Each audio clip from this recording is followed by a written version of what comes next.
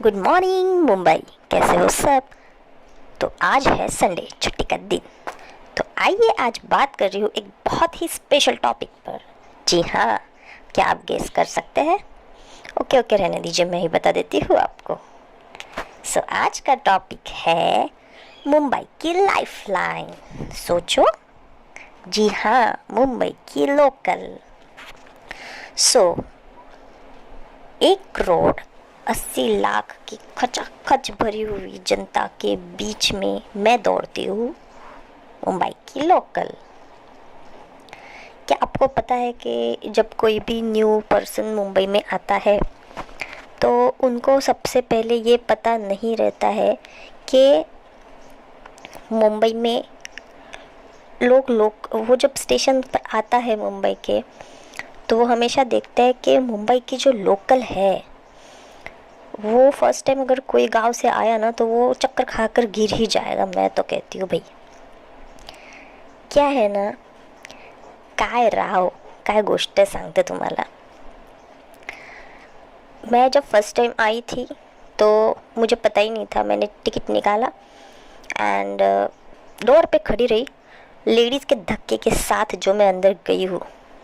And station आया विक्रोली का and उसी लेडीज़ के धक्के के साथ ही मैं बाहर आई हूँ। तो जो नया बंदा रहता है, जिसको लोकल का कुछ भी पता नहीं रहता, वो लोगों के साथ लोगों से चढ़ाते हैं एंड लोग ही उसे उतार देते हैं। और एक मज़े की बात बताती हूँ आपको। आप अगर कल्याण से चढ़ते हो तो लेडीज़ की जो डब्बा रहता है, इसमें इतनी गर्दी रहती है। एंड अगर आप जेंट्स का डब्बा देखोगे सुबह का, अगर 6 बजे का टाइम है, 5 बजे का टाइम है, तो लोकल ऐसी खचाखच भरी मिलेगी आपको। और इतनी गर्दी, वो सबके पसीने की सुंदर सी बदबू, एंड इतनी गर्दी, इतने चिपके हुए दरवाजे से 10 से 20 लोग लटके हुए, इतने फिर भी चिपके हुए कि उनकी बीच में से एक चींटी भी ना घुस पाए। एंड इसी तरह से रोज़ लोग इसी लाइफ लाइन से जाते हैं एंड शाम को घर आते हैं। बट हमें कभी पता ही नहीं चलता कि ये जो हमारी लाइफ लाइन है ये कितनी इम्पोर्टेंट है हमारे लिए।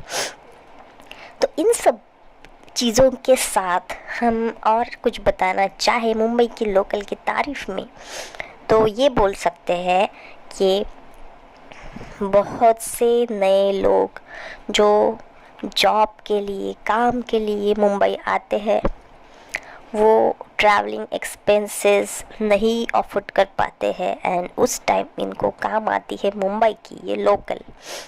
इसी लोकल ने बहुत टाइम देखा होगा कि कैसे गरीब लोग जो फर्स्ट टाइम आए थे वो आज बहुत अच्छे बिजनेसमैन या बहुत अच्छी जगह पर चले गए हैं। इसी लोकल ने देखा होगा लोगों का प्रोग्रेस। इसी लोकल ने देखी होगी कि मराठी में एक म्हण है, अति घाई संकटात नहीं। तो जो बहुत जल्दी घाई घाई करता है, तो कुछ लोग इसी लोकल के नीचे दबकर मर भी गए हैं। तो इसी लोकल ने किसी का जन्म देखा है, किसी का मृत्यु देखा है, अपने गर्भ में ये हमको समाती है एंड हमारे डेस्टिनेशन पर छोड़ती है। पहले 9 से लेकर 12 से लेकर 15 डिब्बों की ये लोकल हो गई है, बट स्टिल गर्दी तो उतनी ही है। एक टाइम मुझे लगा था कोरोना के पहले कि काश अगर मैं लोकल होती, क्योंकि उस दिन बिल्कुल भी भीड़ नहीं थी। I think corona just start हुआ था एंड सब बंद हो गया था। लास्ट ही डे होगा, बंद होने का कुछ टाइम बचा होगा। मैंने सोचा मैं आज अकेली, मतलब हम 3-4 ही लोग हैं। बट देन आई रियलाइज़ कि शायद लोकल ने कहा होगा भगवान से कि मुझे छुट्टी चाहिए, एंड उसने जिस दिन कहा होगा कि मुझे छुट्टी चाहिए, एंड हो सकता है भगवान ने उसकी छुट्टी अप्रूव कर दी होगी। बट मुझे ऐसे लगता है कि लोकल ने कभी भी लोगों को अपने से दूर करो ये नहीं कहा था। तो हम सब लोग जिस दिन कोविड का अनाउंसमेंट हुआ एंड ट्रेन बंद होगी, ये अनाउंसमेंट हुआ, उस दिन हम सब लोग बहुत ज़्यादा टूट गए। क्योंकि बॉम्बे की आफ्टर ऑल ये जान है यारो। जान इसीलिए मैं कह रही हूँ क्योंकि हर कोई पैसे अफोर्ड नहीं कर पाता है एंड हर किसी के अपने रीजंस रहते हैं। तो बॉम्बे में बहुत से लोग कार से जाने से बजाय, क्योंकि रास्ते में भी इतना ज़्यादा ट्रैफिक रहता है, जो ऑफिस टाइमिंग रहता है उसमें, सुबह 5 से लेकर 11 बजे तक जो भीड़ रहती है उसमें कॉलेज स्टूडेंट आ गए, जॉब वर्कर्स आ गए, ये सब।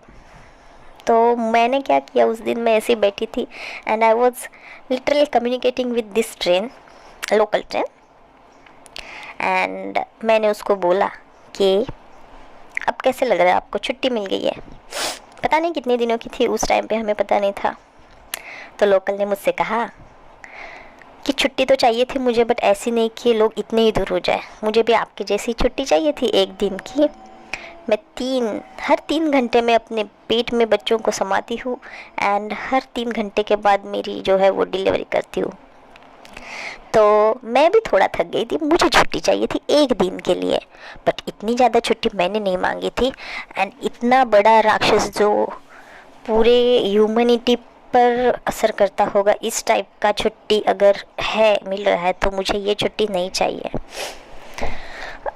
मैं अपनी इमेजिनेशन से लोकल से पूछ रही थी कि तुम्हें लोकल में एक भी अच्छी सुगंध नहीं आती होगी? ज़्यादा करके सबकी थके हारे, सबकी, भले आप कितना भी परफ्यूम लगा कर आए, बट थके हारे लोगों की जो बदबू रहती है, यारो क्या बोलूँ, उससे तू कभी थकती नहीं है क्या?